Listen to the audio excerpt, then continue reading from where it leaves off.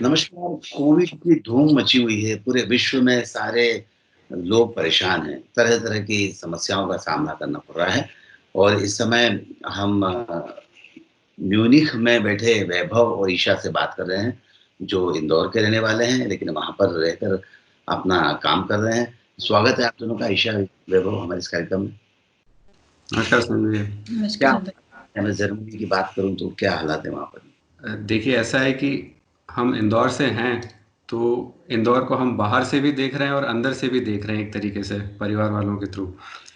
जी, तो जैसे हालात इंदौर में हैं, वैसे ही हालात यहाँ पर भी हैं। लॉकडाउन की जी, स्थिति जारी है, पर जितना जी, स्ट्रिक्ट कर्फ्यू इंदौर में है, वैसा म्यूनिख शहर में तो नहीं है। हालाँकि जर्मनी में कई और जगहों पर ऐसा है कि पूरी तरीके से पाबंदी है बाहर निकलने पर, और कई जगहों पर ऐसा है कि लोग खुलेआम आराम से घूम भी रहे हैं। जी। बट कोरोना संक्रमण बहुत बड़ी तकलीफ है जिससे सभी लोग जूझ रहे हैं। मैं खुद घर से काम कर रहा हूँ पिछले 1.5 महीने से लगभग। बच्चों के स्कूल सब घर ही से चालू हैं, तो यहाँ बंद नहीं है स्कूल, सब ऑनलाइन स्कूलिंग लेकिन चालू है। आप ठीक कह रहे हैं। कमोबेश यही स्थिति यहाँ पर भी है। स्कूल्स भी ऑनलाइन चल रहे हैं, कुछ बच्चों के 10th की एग्ज़ाम्स लगभग कुछ 1 या 2 पेपर बाकी थे, तो गवर्नमेंट ने उस पर भी कोई अपना एक नया व्यू लेकर आई है कि वो शायद उनको आगे बढ़ा देंगी। एग्ज़ाम्स मतलब जो कंसोलिडेट नंबर के हिसाब से बचे हुए पेपर में मार्क्स देकर एडजस्ट कर लेंगे। 12th पर ऐसा कोई डिसीज़न नहीं आया है। वर्क टू होम तो है ही। तो ईशा, मैं आपसे जानना चाह रहा था कि क्या आप वर्किंग हैं? फ्लेक्सिबल अभी प्रोजेक्ट वाइज जब कुछ मिल जाए वैसा तो घर से ही काम होता है, ऐसे बहुत ज़्यादा बाहर नहीं जाना पड़ता। पर अब वैभव दिन भर घर में है, आपको भी दिन भर घर में रहना है, तो मशक्कत फीमेल्स की ज़्यादा बढ़ जाती है। नहीं, कम हो रही है, मुझे ऐसा लग रहा है मशक्कत की नहीं, थोड़ा फ्रीक्वेंसी। हेल्प हो जाती है किचन में। अच्छा, अच्छा, क्या बात है। और तो खाना वैभव बनने भी आपने जाता होगा। बताया वैभव आपने जैसा बताया कि जर्मनी में कमोबेश वैसी स्थिति नहीं है, लॉकडाउन तो है, लेकिन जिस तरह का कर्फ्यू इंदौर में इम्पोज़ किया हुआ है, वैसा वहाँ पर नहीं किया हुआ है। अगर हम आँकड़ों के लिहाज से बात करें, तो जर्मनी की जनसंख्या कितनी है? पॉपुलेशन की बात करें। सो मोटे-मोटे तौर पर जर्मनी की जनसंख्या 8 करोड़ के लगभग है। 83 मिलियन फिगर्स में बोलते हैं। जी, उसमें से कोरोना संक्रमण जो पुष्ट या जो कंफर्म है, वो लगभग 1.5 लाख लोग, 1,60,000 लोग अभी तक कंफर्म पाए गए हैं, और उसमें से करीबन 6,000 लोगों की मृत्यु हो चुकी है। सो आंकड़ों के हिसाब से लगभग 4% मृत्यु दर है यहाँ पर कोरोना से। 4%। भारत में ये आंकड़ा थोड़ा-सा कम है। जनसंख्या की दृष्टि से देखें तो हम 130 करोड़ पर बैठे हैं, 30,000 से कुछ थोड़े ज़्यादा केसेज़ यहाँ पर हुए हैं और मृत्यु दर भी 2.5% के आस-पास आ रही है। हम आंकड़ों के लिहाज से तो यहाँ पर ठीक हैं, सुरक्षित हैं।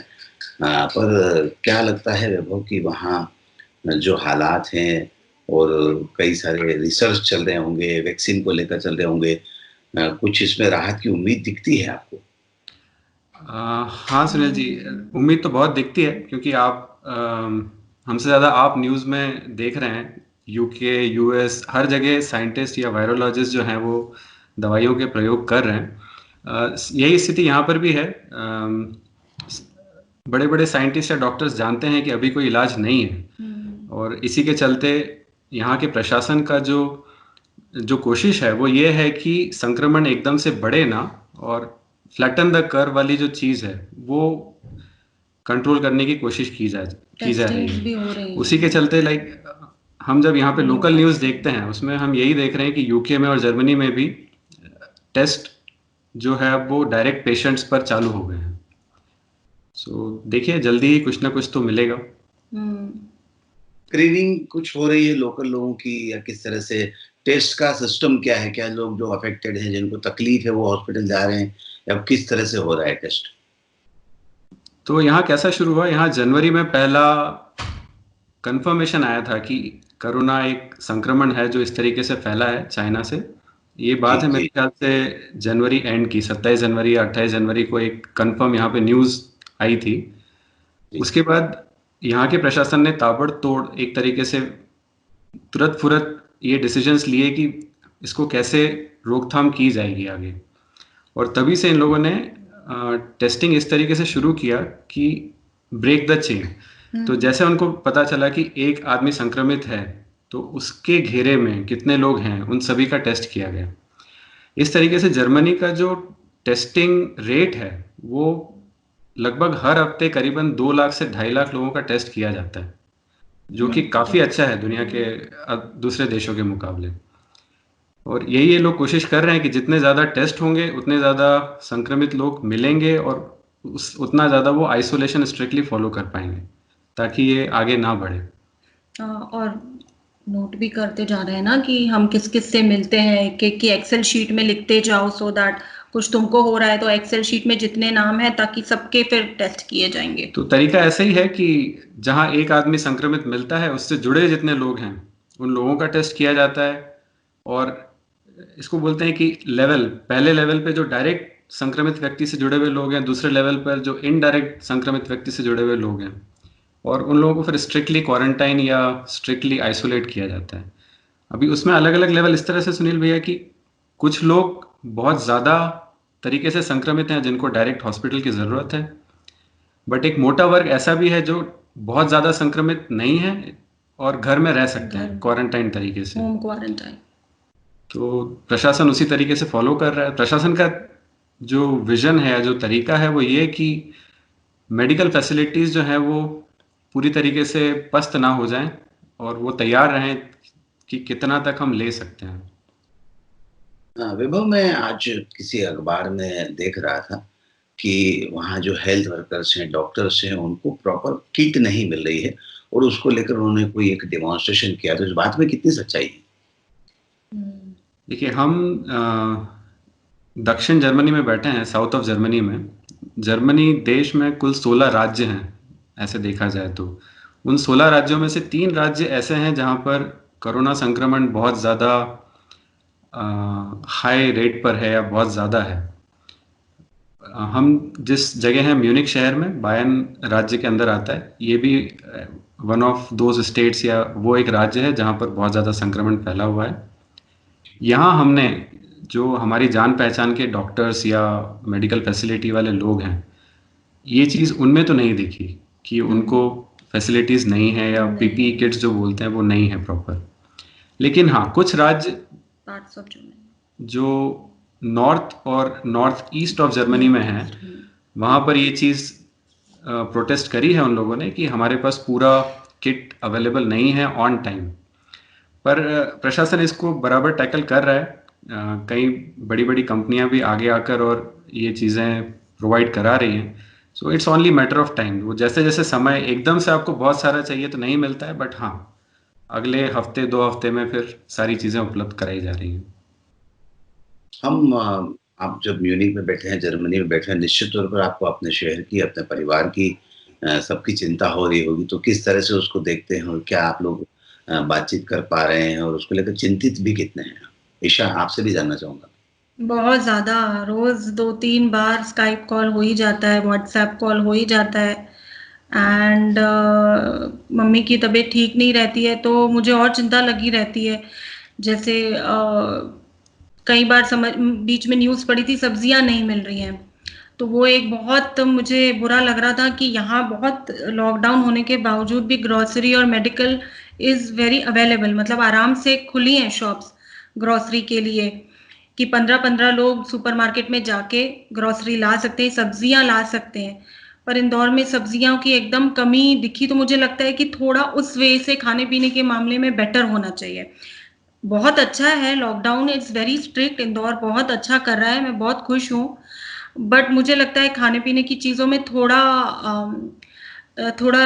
रिलैक्स होना चाहिए।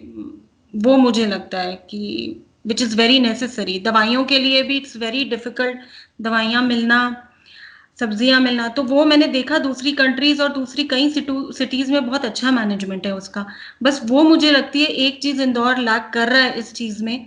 अगर वो बेटर हो जाए तो बहुत अच्छा हो जाएगा। वैभव, आप क्या बोलते? जैसा हम देख रहे थे सुनील भैया कि इंदौर को हम बाहर से भी देख रहे हैं और अंदर से भी देख रहे हैं। आप मानेंगे नहीं, इंदौर जो पिछले सालों से हम देख रहे हैं नंबर 1 स्वच्छ शहर और ऐसा, जिस दिन मोदी जी का पहला कॉल आया था कि 12 घंटे का स्ट्रिक्ट लॉकडाउन, और तब हम लोग बड़े खुश थे क्योंकि मिडिल ऑफ द डे दोपहर में जिस तरीके से खबरें आ रही थी कि पूरा इंदौर फॉलो कर रहा है, और अचानक से वो शाम को जो छुटपुट हो गया कि एक जुलूस निकल गया राजवाड़ा पर, और उसके बाद थोड़ा सा हम लोगों को भी लगा था कि यार लोग समझदार हैं पर ऐसी हरकतें करेंगे तो बहुत मुश्किल है। और हमारी चिंता का कारण उस वक्त ये था कि हम लोगों ने क्लोजली देखा है, क्योंकि हमारे कुछ साथी ऑफिस से या अड़ोस पड़ोस के जिनके रिश्तेदार इटली में बैठे हैं या स्पेन में बैठे हैं, और अनफॉर्चुनेट बहुत दुखद है ये, बट ऐसा हुआ कि उनके रिश्तेदार या जानने पहचानने वाले जो असमय इस कोरोना संक्रमण से जिनकी मौत हुई, और ये लोग देखना तो दूर मिलना तो दूर, उनको सिर्फ ये पता लगा कि हाँ मौत हो गई थी और बॉडी जो है वो क्रीमेट कर दी गई है। तो ये देखते हुए जब हमने ये देखा कि इंदौर के लोग इस तरीके से कर रहे हैं, तो हमारा पहला चिंता का विषय तो था ही कि यार ऐसा नहीं करना चाहिए, क्योंकि ऐसा होता है कि हम यहाँ बैठ के नहीं देखते हैं कि कुछ भी तो नहीं हो रहा है, हम तो बहुत स्ट्रांग हैं, बट जिनके यहाँ हुआ है उनकी स्थिति देखकर लगता है कि नहीं, समझदारी की बहुत बहुत ज़्यादा ज़रूरत है। फिर हमें लगा कि हाँ, जिस तरीके से कलेक्टर साहब ने इंदौर में स्टेप्स लिए हैं बहुत अच्छे हैं, और जनता को बिल्कुल सपोर्ट करना चाहिए, बट जो चीज़ यहाँ पर न्यूज़ के माध्यम से या घर से बात करने पे हमको समझ में आ रही है कि प्रशासन की जो व्यवस्थाएं हैं क्या वो सचमुच आम आदमी तक पहुंच रही हैं। जैसे बीच में देखा हमने कि कई लिस्टें आई थी कि ग्रोसरी या राशन जो है आप इन फ़ोन नंबर्स पे मंगवा सकते हैं, पर जो एक्सपीरियंस हमारे घर वालों का रहा, जैसे हमने बात करी, इनमें से कोई भी फ़ोन नंबर रिस्पॉन्सिव नहीं था, कि आप कितना भी कॉल करें कोई फ़ोन ही नहीं उठा रहा था। इसी तरीके से जो नई नई योजनाएं आ रही हैं कि प्रशासन घर घर में सब्जियां बेचेगा या भेजेगा या दूसरी राशन की वस्तुएं, अगर वो प्रॉपर तरीके से लागू नहीं हुई तो ये आम आदमी के लिए बहुत तकलीफ देह चीज़ है, और ये हम इनडायरेक्टली फील कर सकते हैं क्योंकि हमारे यहाँ पर अभी तक हमको इस तरह की तकलीफ नहीं आई है। प्रशासन ने ये व्यवस्था जरूर करी है कि आप दवाइयाँ और रोजमर्रा का सामान आराम से ले सकें। वैभव, आपकी दोनों की चिंता, ईशा आपकी भी चिंता स्वाभाविक है, क्योंकि आपके परिवार के लोग यहाँ रहते हैं। जो मैंने जितना समझा और जो लोग सीधे संपर्क में प्रशासनिक अधिकारियों से भी रहता हूँ, तो मैंने जो समझा है वो ये है कि शुरुआती दौर में एक लिस्ट जारी कर दी गई थी और उसमें प्रशासन का कोई योगदान नहीं था, उनका हाथ नहीं था। अभी आपके घर पर सब्जी से लेके ग्रोसरी सारी चीजें आप ऑर्डर कर रहे हैं, नेक्स्ट डे आकर आपके घर पर डिलीवर हो रही है।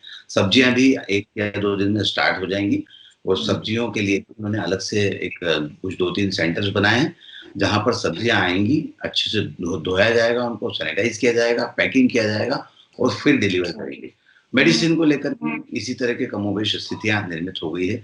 दवा बाजार से लेकर रिटेलर्स को लेकर काफी कुछ किया गया है। तो मुझे आप दोनों की जो चिंता है उसको दूर करने की कोशिश जो मेरे पास जानकारी है उसके हिसाब से करता हूँ, और निश्चित तौर पर आप दोनों ने अपना अच्छा समय दिया है, आपने शहर के प्रति चिंता जाहिर की है, जर्मनी में क्या हो रहा है इस बात को लेकर भी आपने हमको बताया, और हम चाहते हैं कि आप स्वस्थ रहें, सेफ रहें, और जल्दी से पूरा विश्व इस कोरोना के संक्रमण से मुक्त हो।